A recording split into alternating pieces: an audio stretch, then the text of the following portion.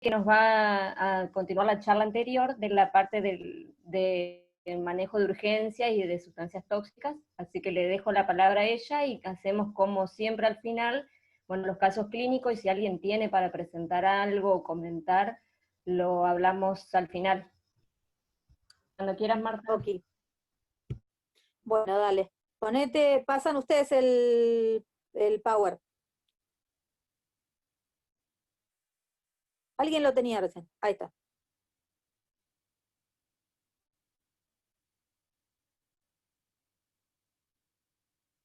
Ahí.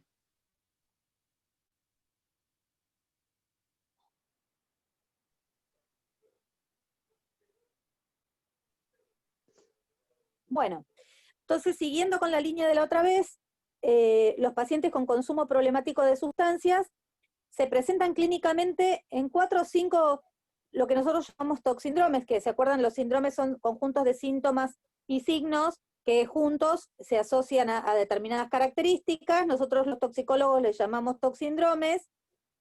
Y en general, estos toxindromes encuadran varios tóxicos a la vez. Entonces, si uno sabe manejar el toxindrome, no hace falta que tenga la tirita que diga esto es tal cosa. Con manejar el toxindrome más o menos uno lo resuelve. Siguiente. Los toxindromes que se vinculan a consumo de sustancias psicoactivas son el narcótico u opioide, el sedativo hipnótico, el simpático mimético, el anticolinérgico, el extrapiramidal y el serotoninérgico. En general, hay algunas sustancias, por ejemplo, el síndrome anticolinérgico se vincula a la atropina más allá de las sustancias alucinógenas y antihistamínicas, el sedativo hipnótico a los psicofármacos que quieran, el extrapiramidal al uso de metroclopramida y de antipsicóticos, y el serotoninérgico a las drogas de diseño, pero también a los antidepresivos. Entonces, hay algunos que, como van a ver, tienen que ver no solamente con sustancias psicoactivas en la búsqueda de consumo, sino con otras cosas también. Pasemos a la siguiente. Esperen que, un segundín. Ahora está. El toxindrome que más asusta en general, y más cuando es de noche, porque la guardia de noche asusta un poco más, el toxindrome sedativo hipnótico asusta bastante, y es el paciente que en el extremo de somnolencia, bradipsiquia y demás puede llegar en coma. En general, este toxindrome se vincula a depresores del sistema nervioso central. Entonces, alcohol en la adolescencia es lo más frecuente, alcohol asociado a psicofármacos, puede ser barbitúricos, antihistamínicos, anticonvulsivantes, antiarrítmicos algunos, ¿sí? Pero particularmente en el consumo de sustancias, al alcohol y a las benzodiazepinas es lo más característico. Y en general las pupilas están mióticas o intermedias, y uno lo que encuentra es frecuencia cardíaca baja, tensión arterial baja y depresión del sensorio.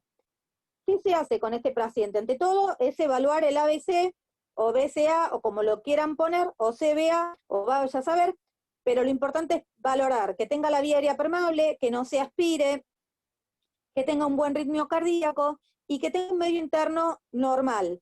En general, el asociado a alcohol, lo que ustedes van a encontrar es hipoglucemia, hipomagnesemia, hipocalcemia, hipocalemia, con lo cual es importante corregirlo. Y otra de las cosas que se asocia a este toxíndrome es la hipotermia. Entonces, muchas veces uno corrige todo el medio interno, pero si el paciente no tiene una temperatura corporal normal, no se despierta del coma. Así que es importante taparlo y mantenerlo caliente también. Antes en el carro de paro, una de las cosas que uno encontraba, como el kit de coma, era la naltrexona o la naloxona y el flumazenil. Lo cierto es que el flumazenil per se es convulsivante. Entonces, si el paciente, esto es un antídoto particularmente para las intoxicaciones por benzodiazepinas, si el paciente consumió otra cosa proconvulsivante, uno al darle flumazenil empeora el cuadro de este paciente. Con lo cual, en general, usamos el flumazenil solamente en pacientes que tuvieron un intento de suicidio o una sobreingesta de benzodiazepinas sin ninguna otra sustancia, y en coma, no lúcido o no conectado o no con un Glasgow más o menos potable, ¿sí? Y el plan de hidratación parenteral, de acuerdo a las sustancias que uno encuentre, pone un plan amplio como para acelerar la eliminación de óxido y para mantener un estado de hidratación bueno, ¿sí? Siguiente. El extremo de este toxíndrome sería el opioide, ¿sí? O por opiáceos. Y esto en general se asocia al uso dentro de las drogas psicoactivas, la heroína, la morfina, ¿sí? El tramadol y ese tipo los antitusinos también. Dice, bueno, pero hace rato que no se ven los opioides. Lo cierto es que el Duki lo volvió a imponer en la última década, porque si tenés la codeína no te olvides de la lima, y les enseña a los pibes a hacerse un cóctelcito que se llama el búho o el llamarada mou, que es la asociación de Sprite, codeína y caramelos de violeta, por eso se llama también Purple Drunk, ¿sí? A este paciente lo que sí tienen ustedes como antídoto en el caso de un paciente en coma es la naloxona. Lo que tienen que poder evaluar en este paciente es que si es un paciente dependiente habitual a los opioides, cuando ustedes pongan la naloxona puede desencadenar una abstinencia, así que esténse preparados para esperarla. Y el screening puede dar positivo o puede dar negativo opioides. ¿Y esto con qué va a tener que ver? Tiene que ver particularmente con que el screening sirve para opioides que terminan en metabolitos, como metabolito en la morfina. Entonces, si son algún otro opioide que no termina como metabolito activo en la morfina, va a dar negativo y sin embargo la clínica va a ser la misma.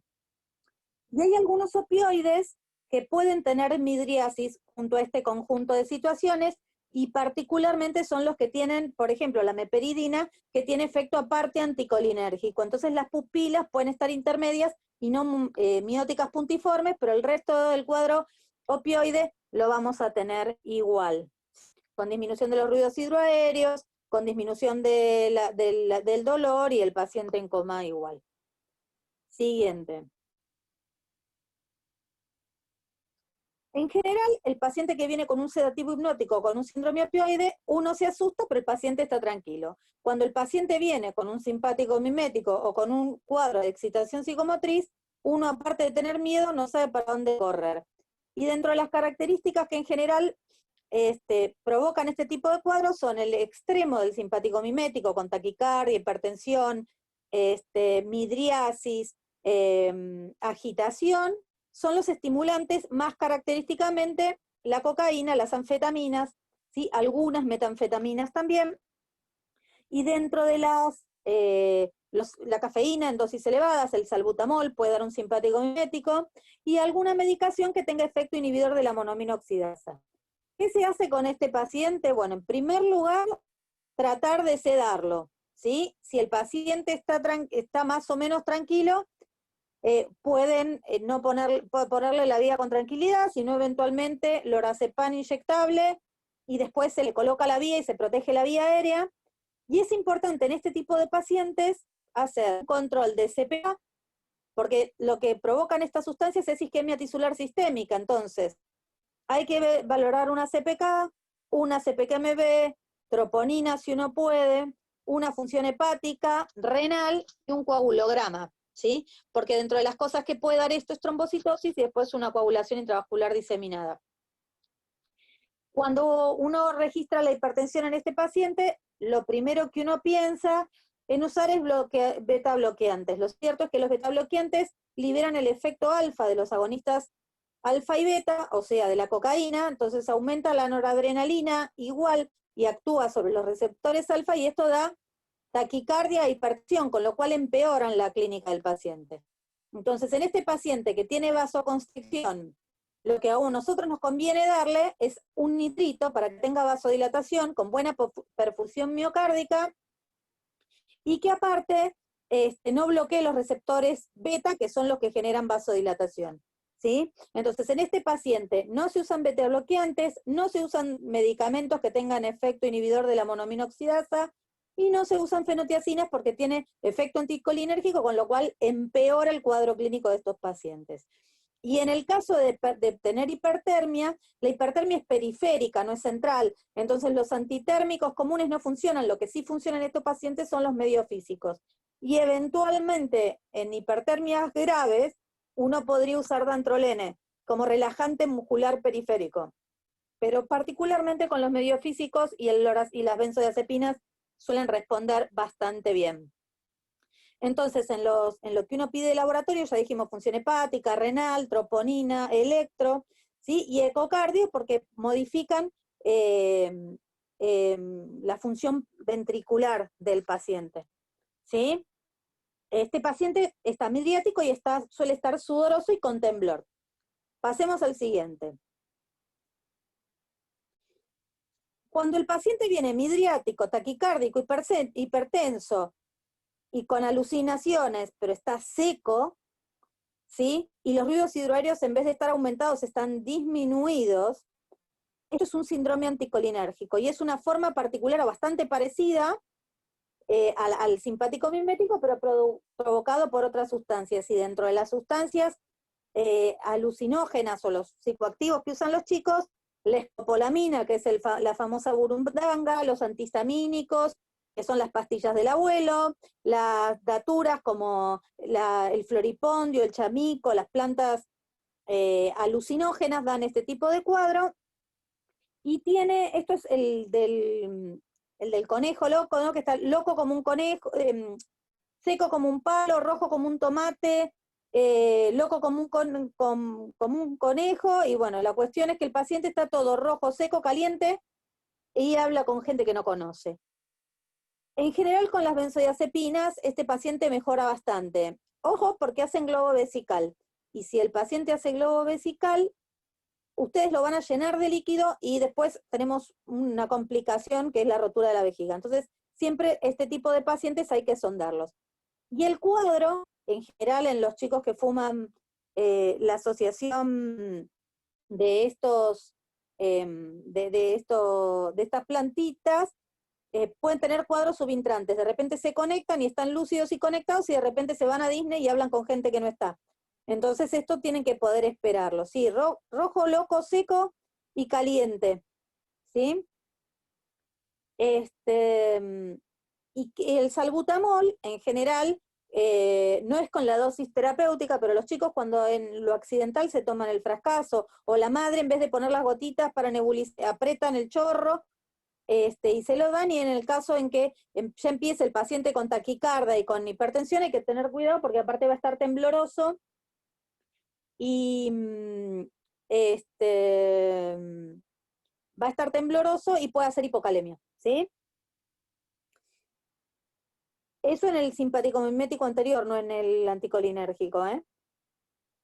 Con respecto al tratamiento, bueno, es el sostén clínico de este paciente, hay que sedarlo, hay que relajarle los músculos, en general las benzodiazepinas funcionan bastante bien, medios físicos para la hipertermia, y en el caso que el paciente no revierte el cuadro, en la terapia ya uno puede indicarle fisostigmina. Vamos a la siguiente. ¿Vamos bien hasta acá o los confundí un poco?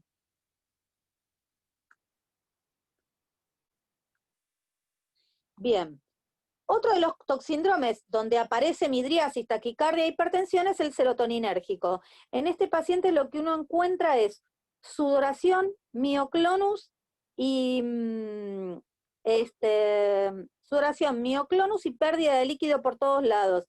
Estos pacientes en general están asociados al uso de éxtasis, ¿sí? O las drogas sintéticas. ¿Se acuerdan los chiquitos que se murieron en la Time? Y después tuvieron, creo que ustedes en Entre Ríos, y también hubo en Santa Fe un par de estas donde los pibes se murieron por exactamente lo mismo, y el paciente está caliente, sudoroso, deshidratado,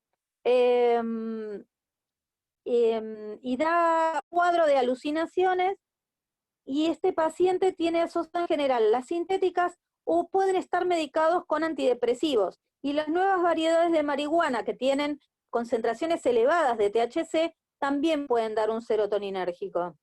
Con lo cual hay que tener mucho cuidado con este tipo de pacientes, y el laboratorio tiene que tener un ionograma, porque en este tipo de pacientes aparece lo que se llama intoxicación hídrica, porque el paciente tiene sed. Nosotros tuvimos un par de hitos que se tomaron las pastillas de la prima, y primero tuvieron convulsiones, pero cuando se dio el cuadro de convulsiones, lo que veía que eran los pibitos rebotando por la sala, y que pedían agua, agua, agua, agua. Entonces toman una cantidad exorbitante y hacen una hiponatremia dilucional con un síndrome de secreción inadecuada de antidiurética.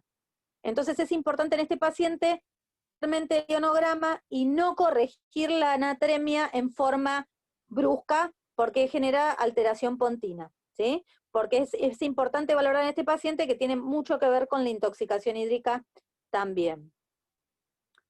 Siguiente. Entonces, como vemos en esta grande, tenemos todos los toxindromes juntos, ¿no? Entonces, si para poder hacer el diagnóstico diferencial está, ¿qué sustancia consumió si es que uno puede averiguar? Si uno no puede averiguar y no lo dicen, ver. Si está seco, no es un serotoninérgico y no es un simpático mimético, ¿sí? Si tiene una droga sintética de por medio, viene de una electrónica, no, lo más probable es que sea un serotoninérgico, ¿sí? Y en el caso de las sustancias que provocan miosis puntiforme, característico del síndrome opioide, ¿sí? Y hay que evaluar de dónde viene también y qué es lo que pudo haber ingerido.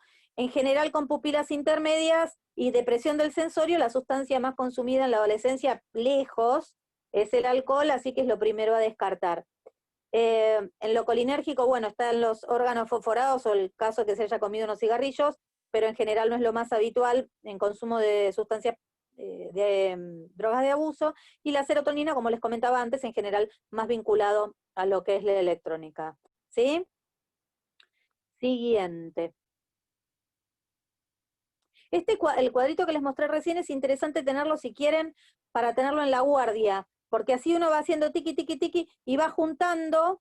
Después veo si se los paso, sí, eso les iba a decir, está bueno para tenerlo en la guardia. Después veo si lo consigo con todo en blanco y negro, les mando una con todo en blanco y negro. Lo que pasa es que este era más lindo para la diapo, pero sí, se los paso, les prometo que se los paso. Siguiente. Uno más aburrido, les mando el aburrido. Bueno, tengo un par de casos clínicos. Paciente de 17 años traído por la ambulancia con deterioro del sensorio, bradicardia, hipotensión y un Glasgow 11 en 15. ¿Qué sospecho? Siguiente. Primero lo que hago es ver si está acompañado de alguien, qué es lo que tomó. Si no está acompañado de algún amigo, pienso, ¿de dónde lo trajeron? ¿No? ¿De dónde lo trajo el ambulanciero? ¿El cuadro a qué se puede corresponder? ¿A un síndrome sedativo hipnótico? ¿A un síndrome opioide? Lo huelo. ¿Tiene olor a alcohol? Ahí vamos más por el alcohol, si tiene olor a alcohol. Clínicamente, el paciente estaba hipotónico, desaturaba, era hiporreactivo, estímulo doloroso, y a los 20 minutos del ingreso el paciente se incorpora, se retira y se va. ¿Y entonces qué pasó con este pibe?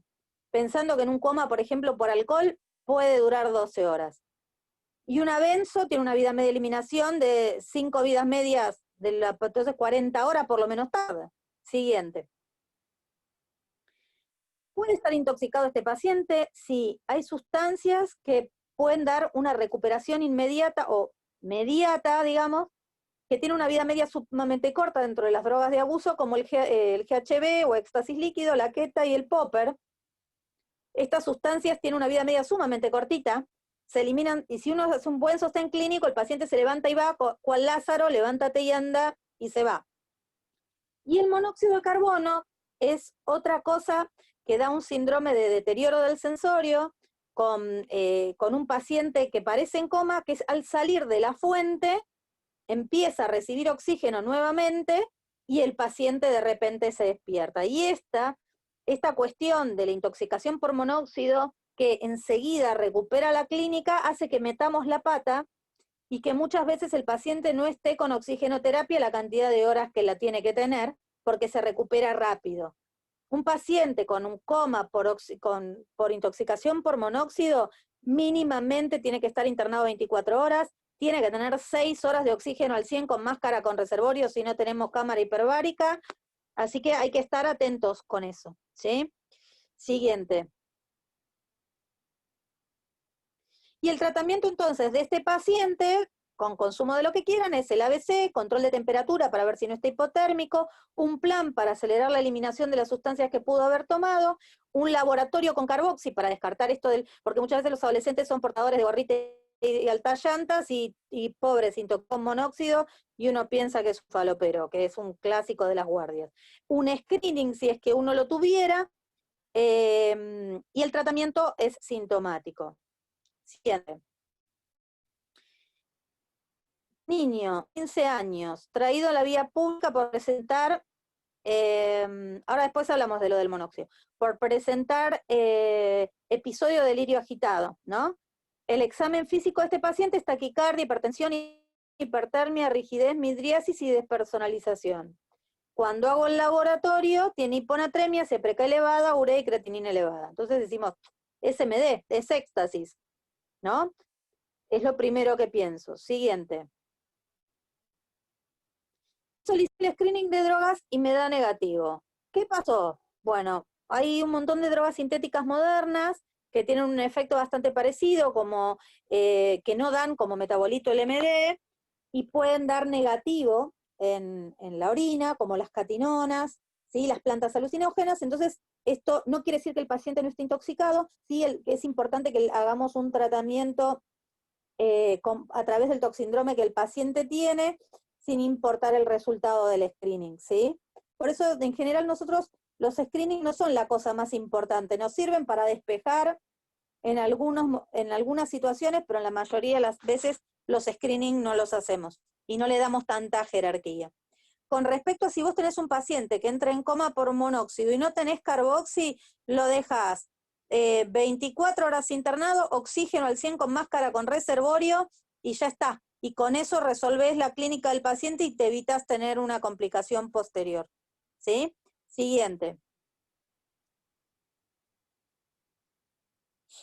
Bueno, dentro de las sustancias que pueden dar un cuadro de excitación psicomotriz, ¿no? Con este delirio agitado y con despersonalización, también se llama síndrome alucinatorio, puede ir asociado al síndrome alucinatorio, donde los psicodélicos o alucinógenos como el LSD, el cannabis, las nuevas sustancias psicoactivas, las metanfetaminas, las plantas y los hongos alucinógenos son las sustancias que más frecuentemente se consumen.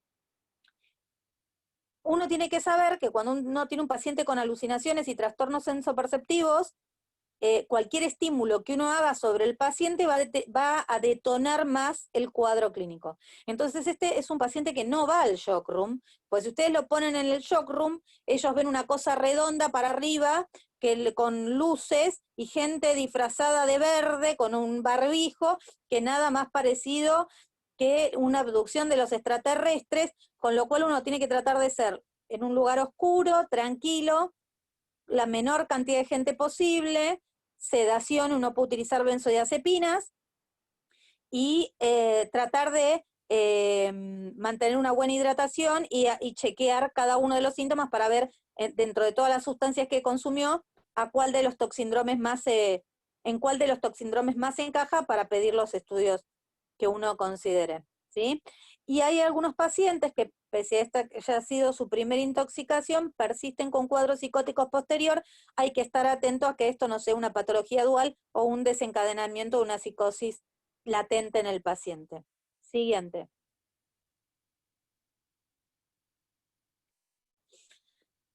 En general el cannabis es verde, natural, la madre tierra.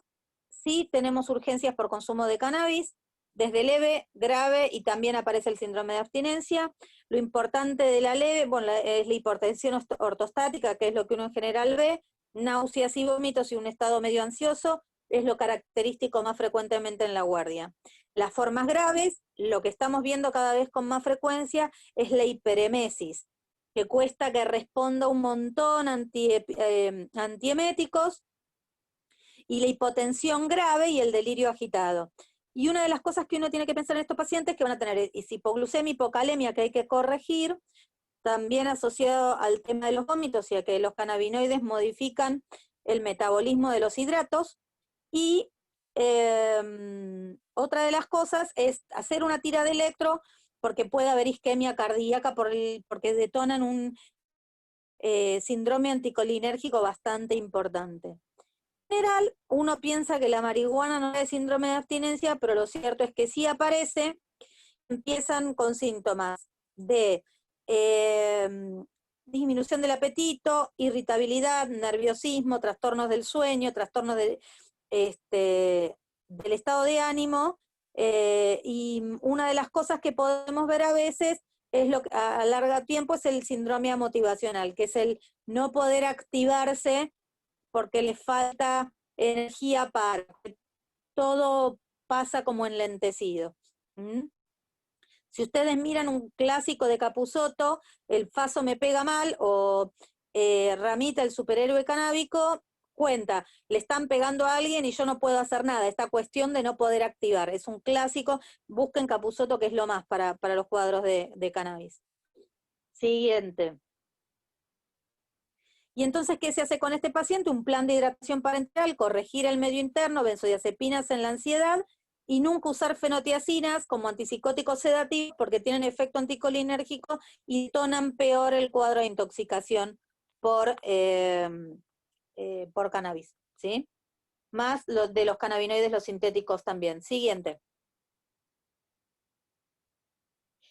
Bueno, el alcohol es el depresor del sistema nervioso central más frecuentemente usado en la adolescencia. El 80% de los adolescentes dicen haber consumido alguna vez en su vida. El 75% de estos lo hicieron en el último mes. Surge la fermentación de hidratos de carbono de origen vegetal. Por esto, cuando uno hacía clericó en los 80 y se tomaba el clericó, lo que te mataba era la frutita, ¿no? Porque se seguía fermentando el alcohol y parecía que uno terminaba peor. Se absorbe por todas las vías, y esto se los digo porque en general en los lactantes antes se usaba para hacer las frieguitas para que no tenga gases. La cuestión es que el chico tenía una intoxicación interesante y sí, dormía como un oso, pero no tenía que ver con que disminuían los cólicos. Es autoinductor enzimático, y esto es importante poder pensarlo, porque si el paciente está medicado con muchas sustancias que son metabolismo por el mismo citocromo, y al estimular el citocromo modifica la biodisponibilidad de los medicamentos. Particularmente, ojo con los anticonceptivos porque pueden fallar. Y la eliminación es en el aire expirado, sudor y urinario. Y esto es importante porque uno cuando hace el screening hay algunos que tienen parametabolitos del alcohol, y cuando uno llega el paciente tiene una baranda que parece que sudar alcohol, y el aire expirado tiene que ver con el soplar la pipeta que uno ve ¿cómo que se llama? Que uno ve en las películas, ¿sí? O que te pasa ahora si venís por la Panamericana. Siguiente.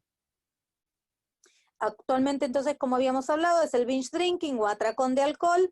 Son 40 gramos de alcohol en la mujer, 60 gramos en el hombre. Esto se hace en breve periodo de tiempo y llega a una alcoholemia alta rápidamente.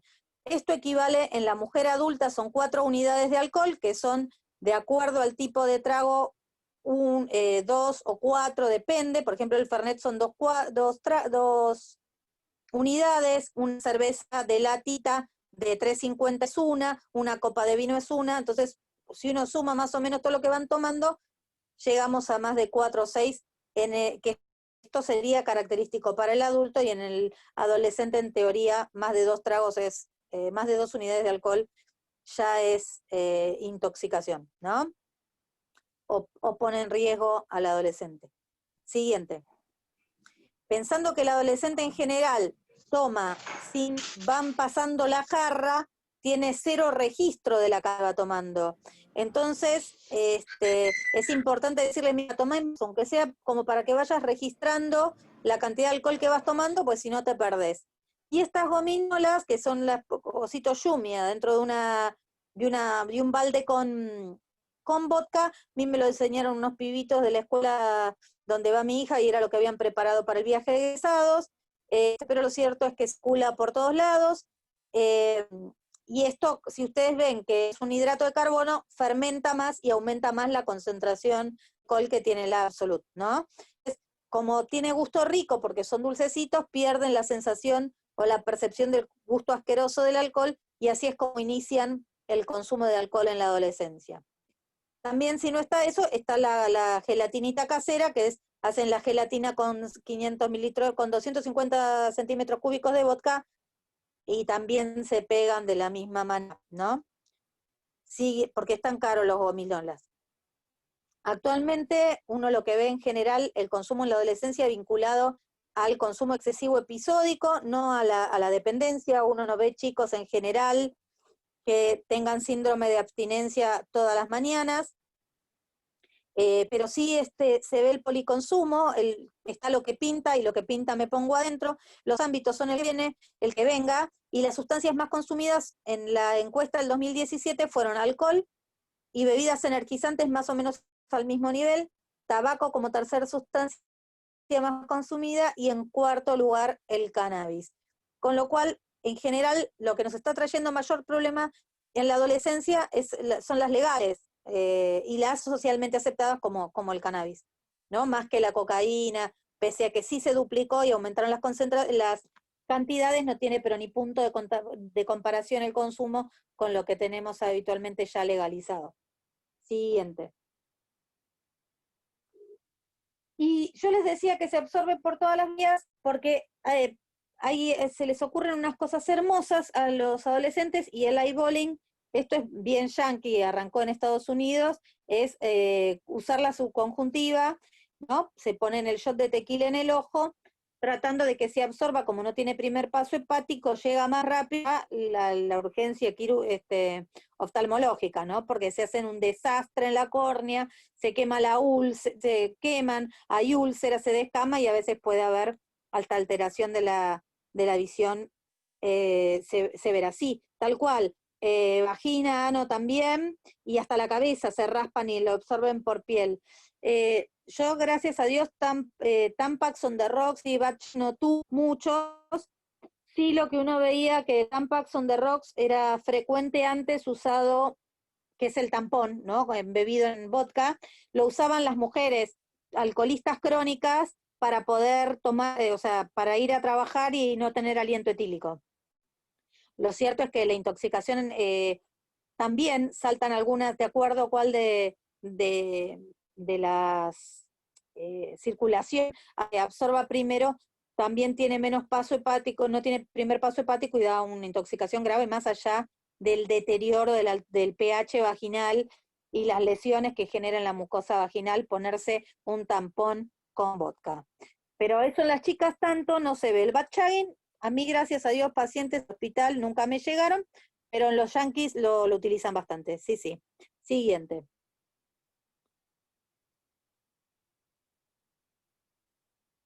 Y la otra forma es el alcohol aerosolizado, ¿no? Que en Argentina no llegó todavía Magaluf con el Oxyshot, que es como si fuera un aerosol, eh, como si fuera un nebulizador, y tienen cada uno de los yotitos que tiene esto para nebulizarse, son de distintos gustos, y si no, el Vaportini, que esto sí es la forma más utilizada acá del alcohol aerosolizado, que es calentando el alcohol, vaporizándolo, inhalándolo a través de las botellitas, como la que vemos arriba, como las pipas de agua,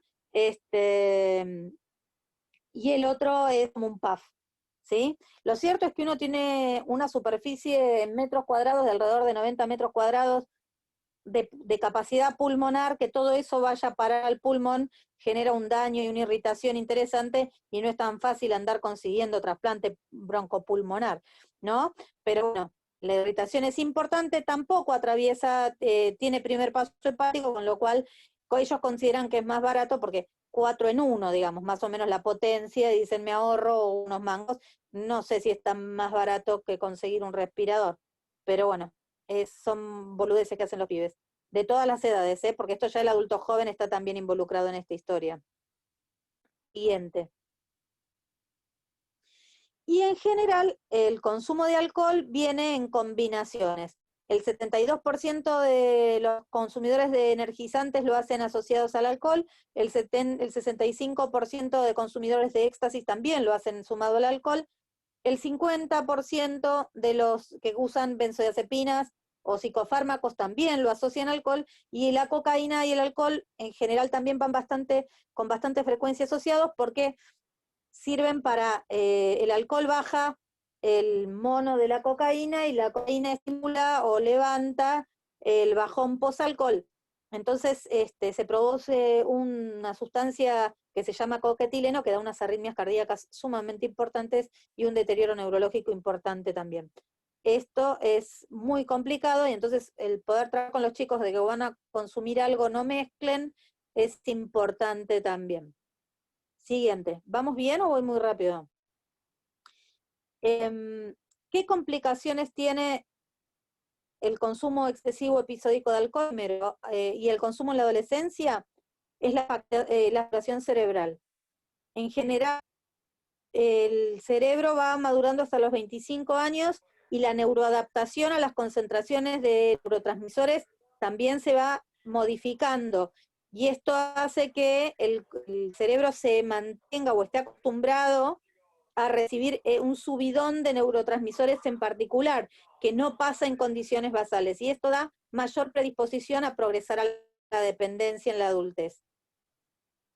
Problemas de seguridad vial todos, porque manejar borracho trae complicaciones, mayor presencia de situaciones agresivas y o violentas, porque se ponen paranoicos y pierden el prefrontal, con lo cual cualquier mirada les pega horrible y se ponen más violentos. Aumentan las prácticas sexuales de riesgo y no consensuadas. Nadie puede invocarse un forro estando borracho, y ahí las chicas llaman los fines de semana a la guardia preguntando si pueden tomar la pastilla del día después, porque no se acuerdan si estuvieron o no con alguien la noche anterior. Y a nivel cardiovascular aparece lo que se llama corazón posfiesta o Holiday Syndrome, donde aparecen arritmias cardíacas graves, por más que no tenga que ver con dependencia alcohólica, sino con el consumo excesivo episódico de alcohol. Siguiente. Por eso, todo chico con consumo de alcohol en la guardia es importante hacerle una tira de electro, que yo creo que nadie pide una tira de electro en un paciente borrachín en la guardia, la mayoría no. Tampoco les piden un laboratorio, pero bueno, en general el electro es un cuasi 100% de que no se pide. Es importante poder pensarlo más en las épocas del UPD y del UD y las fiestas de egresados, que entran como piña, y entonces salen así también de la misma manera. Siguiente.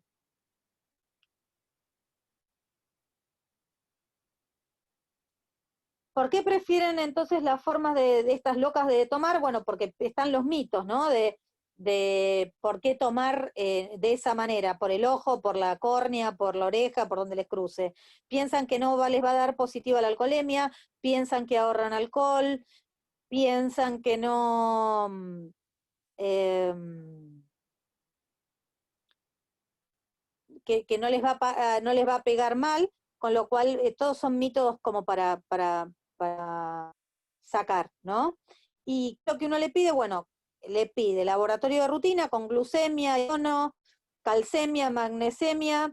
En el caso de consumo agudo, uno puede pedir, hay que fijarse que no aparezcan síntomas de hipertensión portal, bueno, esto es más en el crónico y en el más adulto, pero una ecografía abdominal pueden hacer una hepatitis tóxica, un electro con ecodoppler porque modifica la motilidad del ventricular, y bueno, en los adultos también se pide la videoendoscopía, ¿no? Que en general en los adolescentes no, pero preguntarlos la aparición de vómitos con sangre, y eso es importante poder chequear.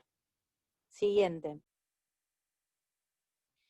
En la intoxicación aguda entonces por alcohol es embriaguez, intoxicación, coma y resaca. En general muchas veces uno los recibe en resaca. El medio interno de la glucemia, esto como les decía antes, CPK también porque da rabdomiólisis, por eso la sensación, vieron que la intoxicación es cuando el paciente llega en la resaca, tiene dolor de estómago por la gastritis, cefalea por la vasodilatación, dolor muscular por la rabdomiólisis, y uno tiene que hacer una función renal y hepática renal por la CPK elevada, digamos que termina impactando en el riñón, y un hepatograma porque puede ser una hepatitis tóxica. Y uno puede pedir un dosaje plasmático que para pensar en cómo viene el paciente con respecto a la alcoholemia que tiene, esto nos puede hablar de cronicidad y de riesgo de complicaciones más a largo plazo. Y si ustedes ven abajo está la soplete, el que hacen para cuando uno va a manejo, y si uno tiene 0,25 en el aire expirado, equivale a 0,5 o 50 miligramos por decilitro de sangre, de alcohol, digamos en sangre, si es que no tuvieran ustedes para hacer alcoholemia, ¿sí? A nosotros nos llama la atención que antes uno decía, bueno, con 200 miligramos estás intoxicado grave, 100 morís. Yo he visto pacientes con 14, 415 de alcoholemia, ¿no? Y que el paciente bipedesta está un poco disártrico, un poco atáxico, y esto tiene que ver con la autoinducción enzimática y con la tolerancia que van generando. Y en haber atendido en el Fernández adultos con complejos graves de alcoholemia, hemos visto pacientes que tienen 200 de alcoholemia y ya empiezan con síntomas de abstinencia, con lo cual todo esto se va modificando de acuerdo a las condiciones del paciente. Siguiente, chiquillos. Bebidas energizantes, en realidad son más energizantes, por energía no aportan nada, sí son estimulantes, en general tienen altas concentraciones de cafeína y a esto se le suman taurina, vitaminas y extracto de guaraná. Lo cierto es que el extracto de guaraná o de mateína o de yerba mate o de lo que fuera es más cafeína todavía, y esto da taquicardia, hipertensión, ¿sí? Y el 70% de los que las consumen va asociado al alcohol, ¿sí? Esto da mayor riesgo de arritmias cardíacas y mayor riesgo de muerte súbita. Así que esto es mejor no asociarlo y decirle a los chicos, si van a tomar alcohol, le pongan Sprite. O 7-Up o no sé, cualquiera que se les ocurra barata, pero que sea lima y no tenga cafeína en sí. Siguiente. ¿Qué es lo que pasa en el cuerpo? Bueno, aumenta la capacidad mental y motora en el primer momento, disminuye la sensación de fatiga. Esto lo que hace es que disminuya la percepción del estado de embriaguez, con lo cual los chicos siguen tomando alcohol, aumenta el ritmo basal, aumenta la frecuencia cardíaca y aparecen extrasístoles y arritmias. Y cuando lo toman asociado al alcohol, no registran que están borrachos y toman mayor cantidad. Cuando disminuye el efecto de la cafeína, el paciente entra en coma posterior. Es lo mismo, esto pasa frecuentemente cuando asocian también alcohol con cocaína o cualquier estimulante con cocaína. Siguiente. ¿Y qué es lo que vemos? En general, en las primeras 24 horas pasa, a los 10 minutos aumenta la frecuencia cardíaca y la tensión arterial, entre los 15 y 45 aumenta el estado de la alerta, el pico de absorción del azúcar es a la hora, y a partir de ahí después empieza el descenso y la sensación de cansancio, y en general lo que uno ve es que entre las 12 y las 24 horas aparece, cuando hay un consumo crónico, lo que es el síndrome de abstinencia, ¿no? Fíjense que esto tiene que ver con la cafeína, con lo cual nos pasa a todos con el café, mate, té. Empieza cuando uno no toma café y demás, se siente con cefalea, tiene sueño, está irritable, se toma unos mates, se clava un cafecito mañanero y arranca. En general, el síndrome de abstinencia resuelve entre los 7 y los 12 días cuando es por cualquier cosa que tenga que ver con la cafeína. Siguiente. El cigarrillo electrónico es actualmente lo que más está acercando al adolescente al consumo de los derivados del tabaco.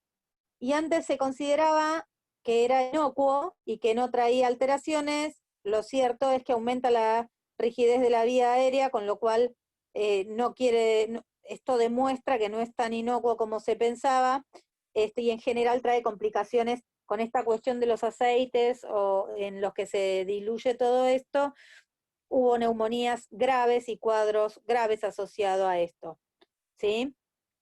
Una de las cosas que pasa con los adolescentes es que los saborizantes tienen gusto a frutillita y a un montón de cositas, le saca el gusto a la nicotina y el adolescente arranca su carrera en el consumo de fumables con este tipo de adminículos. Acá en Argentina está prohibido, con lo cual los riesgos por el aparato también que se vende son peores todavía. Siguiente. En Estados Unidos es la principal forma de consumo de derivados del tabaco, y también una de las cosas que hacen a veces es poner el líquido de inhalar arriba, y entonces hacen un vapor más espeso, y eso da una complicación respiratoria bastante más importante, y da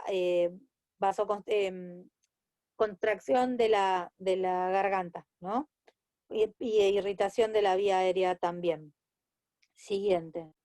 Y los efectos adversos del vapor son la irritación de boca, garganta, tos seca, mareos, náuseas, neumonía lipoidea, por lo que les decía, esto estuvo asociado también al uso de unos diluyentes que tenían vitamina E.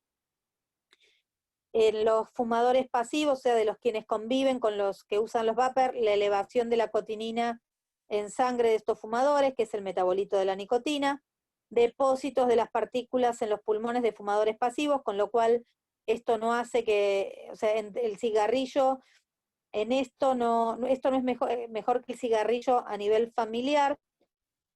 Puede dar fallo cardíaco, quemaduras, explosión del producto. Un nene una vez se tragó un cartucho, con lo cual hay que tener tanto cuidado como con el cigarrillo común.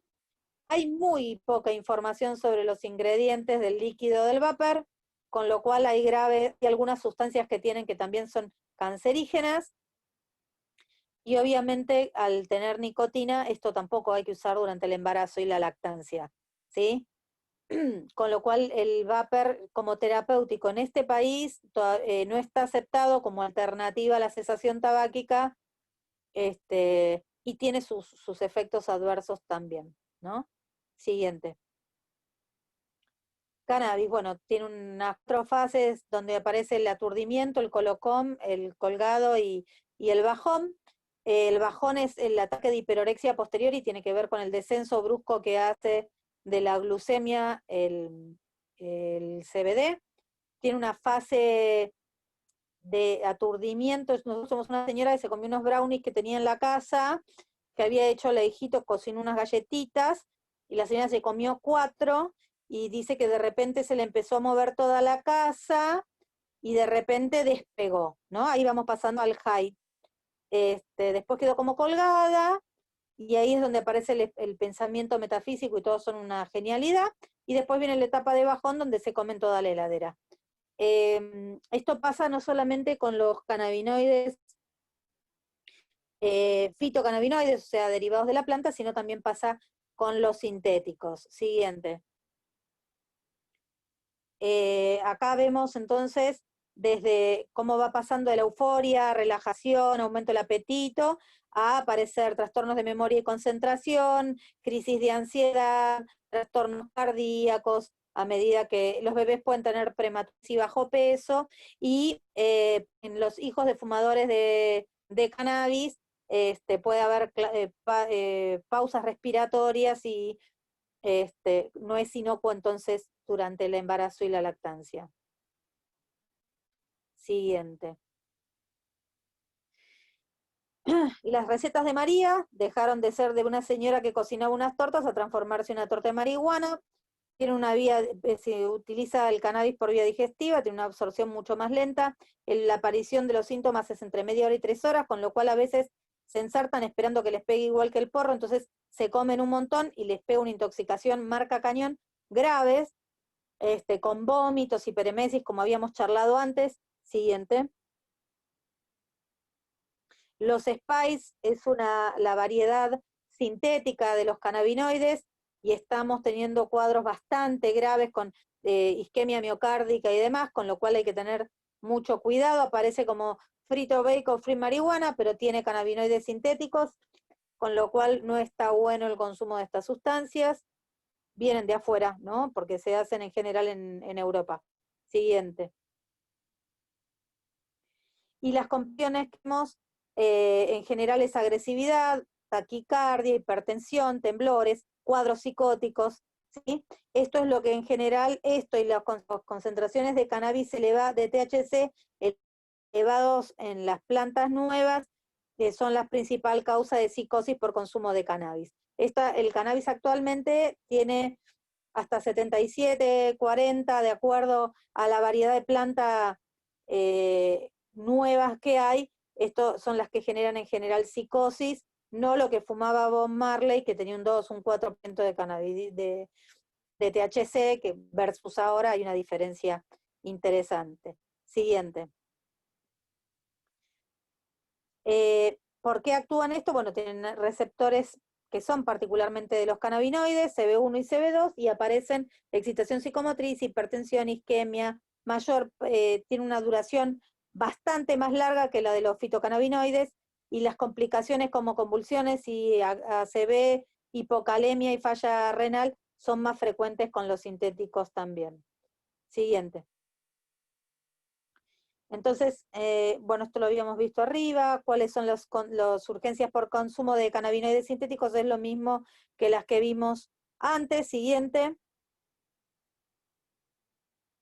Y el tratamiento de este tipo de pacientes es, ante la ingesta, lavado gástrico y carbón activado. En los síntomas leves, lorazepam por vía sublingual o inyectable. Si hay excitación psicomotriz o convulsiones, lorazepam intramuscular o en goteo. Lo que tiene de bueno el LORA es que tiene una vida media corta, con lo cual nos deja reevaluar el sensorio del paciente. No tiene metabolismo casi hepático, con lo cual se elimina por riñón rapidito. Y entra por todas las vías. Intramuscular, endovenosa, sublingual, por donde uno quiera, el lorazepam anda. Por eso somos tan lorazepaneros. En Europa están usando bastante el MIDA, pero en general para nosotros es más fácil conseguir LORA en la guardia.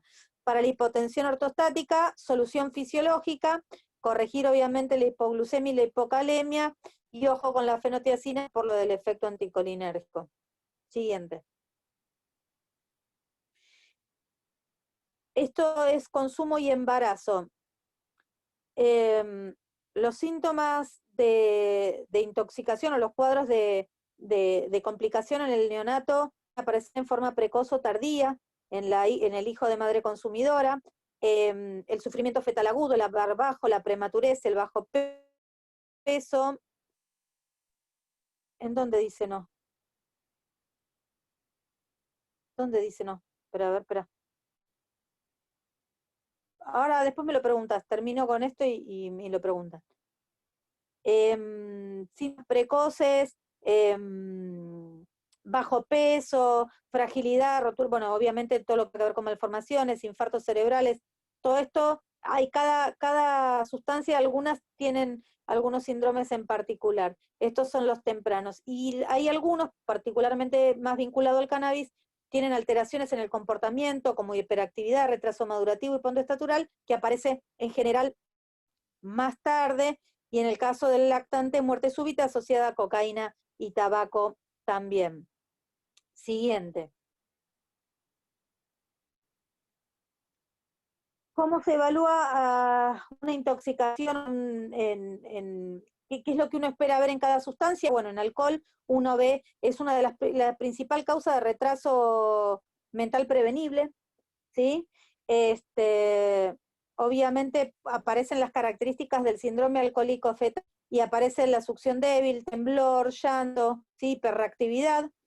En los barbitúricos, irritabilidad, temblor. Si ustedes se fijan, en general siempre los síndromes de abstinencia neonatales tienen que ver con el efecto opuesto a la sustancia que consumieron. Si era un depresor, aparece excitación psicomotriz, ¿sí? Y si ustedes miran este bebé, a un bebé que viene con vómitos, trastorno de alimentación, irritabilidad, ¿sí? Succión débil, ¿qué es lo primero que uno piensa?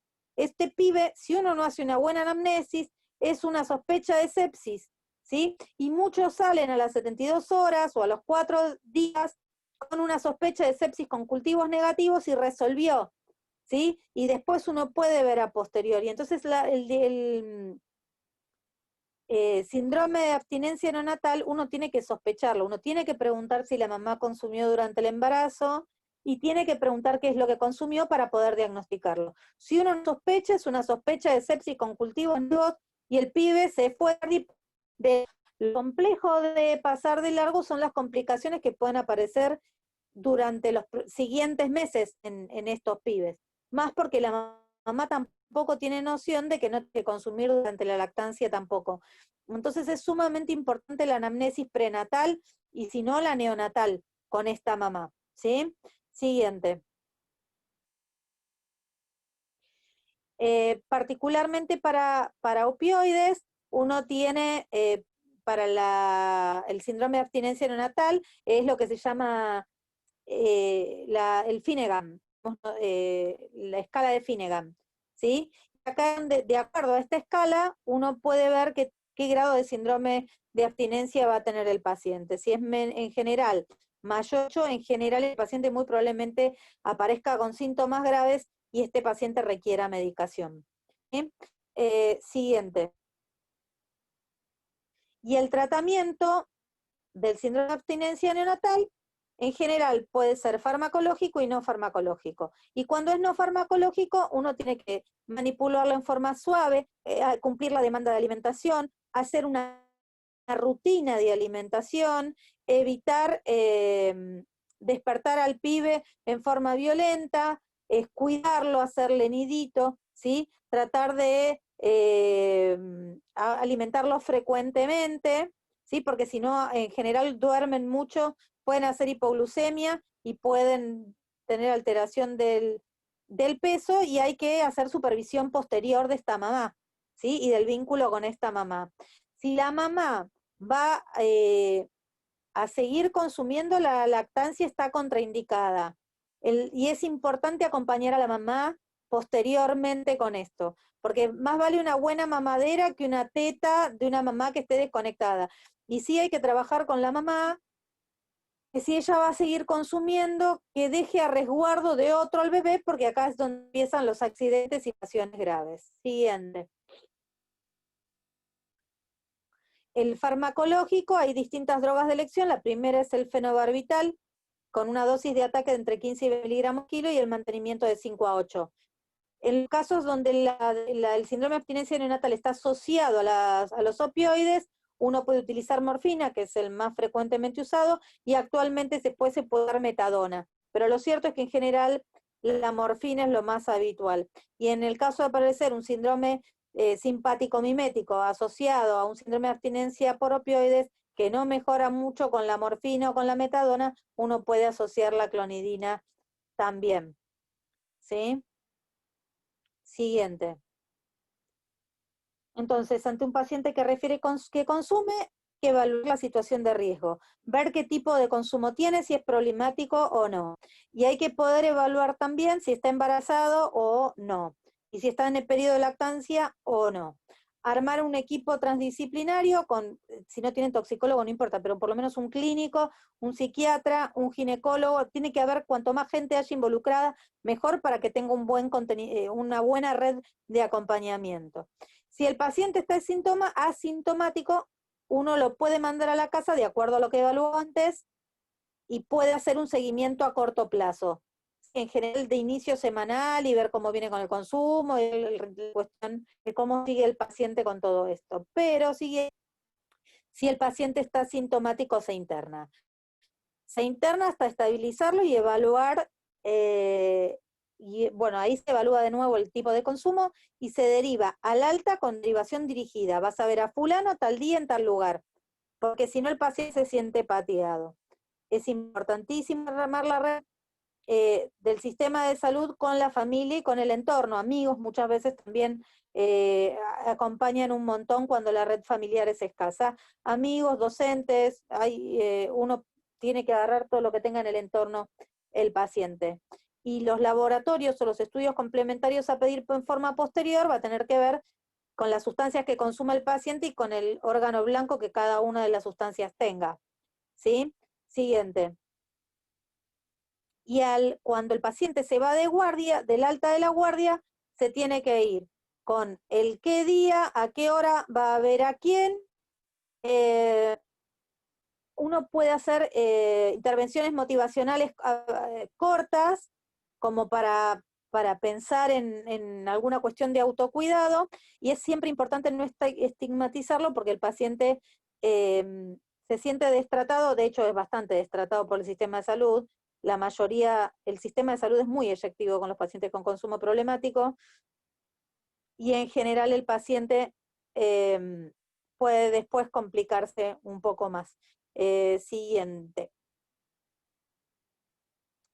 Entonces, pensando, el consumo problemático de sustancias requiere una valoración clínica exhaustiva, tiene polimorfismo clínico, como vimos hasta ahora, la búsqueda de los órganos blancos nos van a servir para el tratamiento posterior, el tratamiento de la intoxicación aguda, si aparece todos los fines de semana, el paciente está bueno poder trabajar un seguimiento por adolescencia. Siempre piensen en toxindromes, más allá de los screening que tengan, porque eso no falla nunca, y la transdisciplina ayuda un montón. Siguiente.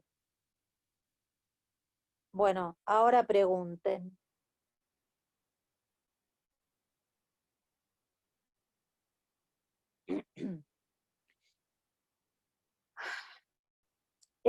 Sí se puede usar diazepam. Lo que tiene de malo el diazepam es que tiene una vida media muy larga. El nordiazepóxido tiene 181 horas de vida media. Entonces, si el paciente tuvo un traumatismo cráneoencefálico y uno piensa que está borracho o que está con esos síntomas por la benzo que uno le puso, en general se lleva puesto una ACV. Entonces, por eso uno siempre busca una benzo de vida media un poco más corta, pero uno hace lo que tiene, tenés diazepam, usá diazepam.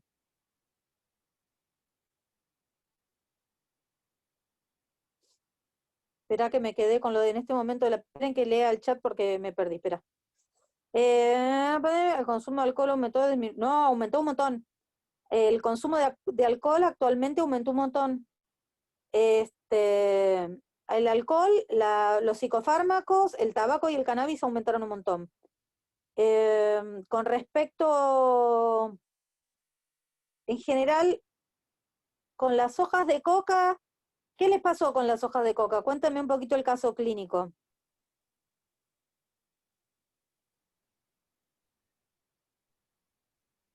Luz Cardoso, ¿podés El que activar preguntó por el las hojas audio de... y contar el caso?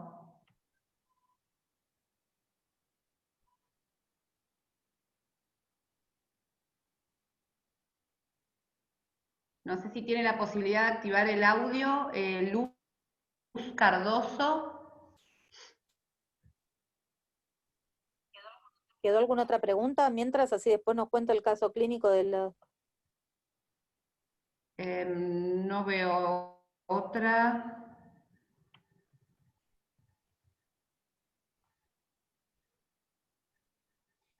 En general, el uso del té de coca no suele traer clínica grave. Es que depende también la edad del que se lo haya tomado, ¿no? Sí, lo que le va a dar es el screening de coca positivo. El uso de té de coca da benzoilegonina positivo en el screening, lo que no quiere decir que tenga un simpático mimético, pero no sé con qué dilución ni qué edad tomó el té de coca. ¿Se escucha? Sí, se escucha. Ahora dale, sí. Hola, ¿qué tal? Soy residente del Hospital Pediátrico de Resistencia. Tenía problemas con el audio, pero ahí pude solucionar. Era un Qué caso de un suerte. paciente de 11 años que había venido, la verdad que no teníamos mucho interrogatorio porque son de etnia del interior y lo único que le pudimos sacar es que había consumido una jarra, nos dijo la mamá, de hoja de coca que ellos siempre consumen. Pero como estaba con un cuadro de gastroenteritis, le había dado 2 jarras en esa oportunidad y se había desmayado en la casa. Eso era todo lo que sabíamos. Cuando Sí, ingresó tenía un Glasgow bajo, pero impresionaba que era solo por la intoxicación. Cuando le pusimos la sonda nasogástrica, toda la bolsa de colectora era hojas de coca trituradas que se las veía, y la verdad que no sabíamos qué teníamos que controlar específicamente. Le habíamos puesto un plan de necesidades basales, y ir al laboratorio que le habíamos pedido un medio interno y tenía una hipocalemia y una tira de electro que impresionaba normal en ese momento. El día siguiente... es que parece alcohol, ¿no? Parece como que lo hubieran diluido en alcohol más que en agua, Sí, eso nos llamaba el mucho la tecito. atención, pero la comunicación con los padres era imposible porque no hablaban español, así que era lo poco que podíamos saber y nada. Sí. Y Bueno, la y verdad que entonces, otra cosa controlar así específico, si había algo que podíamos hacer aparte. Estuvo 48 horas en el hospital, 24 Sí. horas con un sensorio alternante, con un Glasgow bajo, pero respondía el paciente, se notaba que era por la intoxicación nada más. Sí, lo que pasa que la hoja, a ver, pensando la coca como coca solo, debería haber sido estimulante, no depresor, Ujú. ¿sí? Porque lo que te va a dar es el metabolito de la cocaína en el screening. A este le deben haber hecho, la jarra la deben haber hecho con alguna infusión de alcohol, Según ¿me ellos, entendés? pusieron el agua, hirvieron la hoja de coca y así se lo dieron al té frío. Pero la verdad que no sé. Rarísimo que tenga un Glasgow tan bajo, pero el pibe había estado vomitando antes como para tener una deshidratación grave y que tenga que ver con eso, el cuadro clínico. La mamá nos dijo que no, pero la verdad que no sabemos. Desde que lo trasladaron del interior, que son del Impenetrable, hasta la capital, son casi 8 horas en ambulancia. Y en ambulancia Uf, no nos comentaron nada, pero no sé qué pasó en la casa, pues son del campo y era muy difícil saber, sí. entonces estábamos re perdidos. ¿Y estaba taquicárdico, hipertenso o bradicárdico, hipotenso? Estaba normotenso, pero bradicárdico. No da para hoja de coca. Sí, Debe, pero debe veíamos haber las habido otra hojas cosa. en la bolsa colectora. Ahora, ¿qué otra cosa tenía? La verdad que no sé. Claro, lo que pasa que hay que ver si le invocaron a la hoja de coca o si no estaba diluido en otra cosa. ¿Me Claro. entendés? Onda en un fernet o una cosa de esas que piensan que es un té digestivo y terminan con un sensorio espantoso.